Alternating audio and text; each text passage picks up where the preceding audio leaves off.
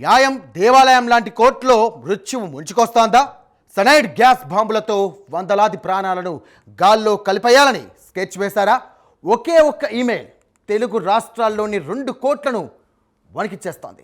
తమిళనాడు రాజకీయ సెగ ములుగు కోర్టు తాకితే అదే సమయంలో ఏపీలోని మచిలీపట్నం కోర్టులోనూ మృత్యు ఘంటికలు మోగాయి. ఇదంతా కేవలం ఆకతాయితనమా లేక పక్కా స్కెచ్తో 2 రాష్ట్రాలను టార్గెట్ చేసిన విధ్వంసక కుట్రన? ఆ అజ్ఞాత మెయిల్స్ వెనుక ఉన్న ఈ అదృశ్య నేరగాళ్ళెవరు? అసలు ములుగులు అలాగే మచిలీపట్నం ప్రధాన న్యాయస్థానంలో ఆ సోమవారం ఉదయం ఏం జరిగింది? ఊపిరి బిగబట్టే ఈ కథనం ఇప్పుడు మీకోసం.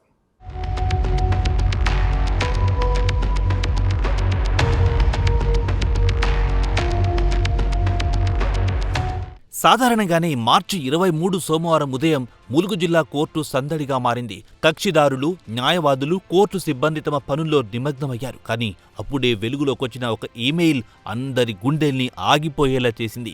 ముందు రోజు ఆదివారం కావడంతో ఆ మెయిల్ ఎవ్వరూ చూడలేదు. కానీ మరుసటి రోజు సోమవారం ఉదయం 8:46 జిల్లా ప్రధాన న్యాయమూర్తికి వచ్చిన ఆ సందేశం చూసి అధికారుల రక్తం గడ్డకట్టింది. ఆ మెయిల్లో ఉన్నది మామూలు బెదిరింపు కాదు, మృత్యు తాలూకా హెచ్చరిక. మీ కోర్టు ప్రాంగణంలో 25 సైనైడ్ గ్యాస్ బాంబులు అమర్చాం, వెంటనే ఖాళీ చేయండన్న సందేశం వినగానే ఒక్కసారిగా కోర్టు భవనంలో కల్లోలం మొదలయ్యింది. బాంబు ఉందన్న వార్త కార్చిచ్చులా వ్యాపించడంతో ప్రాణాలు అరచేతిలో పెట్టుకుని జనం బయటకు పరుగులు తీశారు.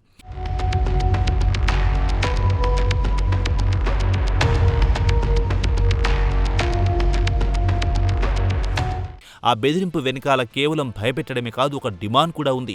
తమిళనాడు మంత్రి సెంథిల్ బాలాజీపై ఉన్న సిబిఐ కేసులను ఉపసంహరించుకోవాలని, లేదంటే ఈ సైనైడ్ బాంబులు పేలుతాయని ఆ మెయిల్లో పేర్కొన్నాడు ఆ అఘంటకుడు. సైనైడ్ గ్యాస్ బాంబులను ప్రస్తావించడం చూస్తుంటే ప్రజల్లో అత్యంత బీభత్సాన్ని సృష్టించాలనేదే ఆ నేరగాడి ఉద్దేశంగా కనిపిస్తోంది.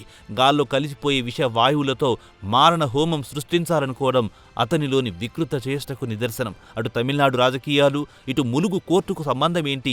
అది కేవలం పోలీసుల దారి మళ్లించే ఎత్తుగడనా, లేక అంతర్జాతీయ స్థాయిలో ఉన్న సైబర్ క్రిమినల్స్ పనా అన్న అనుమానాలు వ్యక్తమవుతున్నాయి.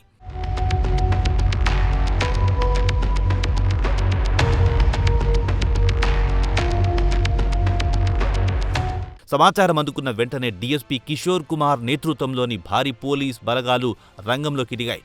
3 అంతస్తుల కోర్టు భవనాన్ని నిమిషాల వ్యవధిలో ఆధీనంలోకి తీసుకున్నాయి. బాంబ్ స్క్వాడ్, డాగ్ స్క్వాడ్ రంగంలో దిగి అణువణువున గాలించాయి. ఒకవైపు నిపుణులు కంప్యూటర్ సిస్టమ్స్ను తనిఖీ చేస్తుంటే మరోవైపు పోలీస్ డార్క్ రూమ్స్, ఫైల్ సెక్షన్లో బాంబుల కోసం వేట కొనసాగించారు. ఈ ఆపరేషన్ ముగిసే వరకు బయటున్న సిబ్బంది, కక్షిదారుల గుండెల్లో రైళ్లు పరిగెత్తాయి. చివరికి ఎక్కడ పేలుడు పదార్థాలు లేవని, అదొక ఫేక్ మెయిల్ అని పోలీసులు నిర్ధారించడంతో అంతా ఊపిరి పీల్చుకున్నారు. కానీ ఆ ఈమెయిల్ సృష్టించిన ప్రకంపనలు మాత్రం ఇంకా చల్లారలేదు.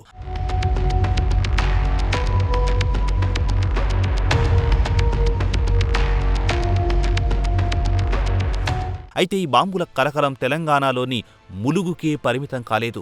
ఆంధ్రప్రదేశ్లోని కృష్ణా జిల్లా మచిలీపట్నంలోనూ ఇదే తరహా సీన్ రిపీట్ అయ్యింది. కోర్టు విధులకు సిద్ధమవుతున్న సమయంలో ఉదయం 9 గంటలకు జిల్లా న్యాయమూర్తికి కూడా బాంబుందంటూ ఒక ఈమెయిల్ వచ్చింది. సమాచారం అందుకున్న వెంటనే ఏపీ పోలీసులు భారీగా మోహరించారు. కోర్టు ఆవరణలో ఎవరుండొద్దని అనౌన్స్ చేయడంతో న్యాయవాదులు ఉరుకులు పరుగులతో బయటకొచ్చారు. బాంబు ఎక్కడో ఉందన్న భయంతో అంతా వణిగిపోయారు.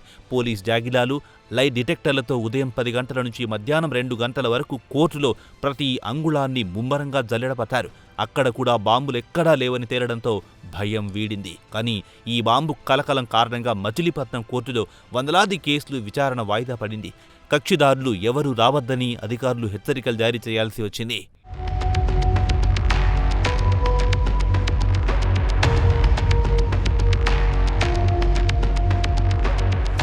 ఇటు ములుగు, అటు మచిలీపట్నం పోలీసుల స్పందన మెరుపు వేగంతో సాగింది. అప్రమత్తమైన ఇరు రాష్ట్రాల పోలీసులు కోర్టులను కోటల్లా మార్చేశారు. ఫేక్ మెయిల్స్ను అత్యంత సీరియస్గా తీసుకున్న దర్యాప్తు సంస్థలు మెయిలొచ్చిన ఐపీ అడ్రస్ను ట్రాక్ చేసే పనిలో పడ్డాయి. ఇది కేవలం ఒక ఆకతాయి చేసిన పనా, లేక వ్యవస్థను తప్పుదో పట్టించడానికి ప్రొఫెషనల్ హ్యాకర్ చేసిన కుట్రనా అన్న కోణంలో విచారణ ముమ్మరం చేశారు. ఐటీ సెల్, ప్రత్యేక బృందాల సాయంతో ఈ కిరాతకుడి మూలాలను వెతికి పట్టుకునే పనిలో ఉన్నారు ఇరు రాష్ట్రాల పోలీసులు.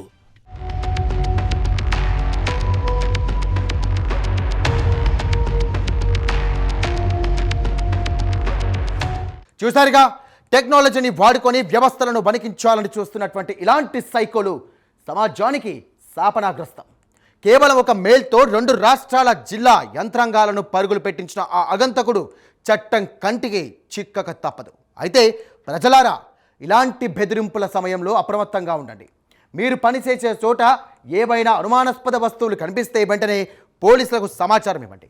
ఇవాళ కోర్టులు సేఫ్, కానీ రేపు ఏం జరుగుతుందో అన్న భయం మాత్రం పోలేదు.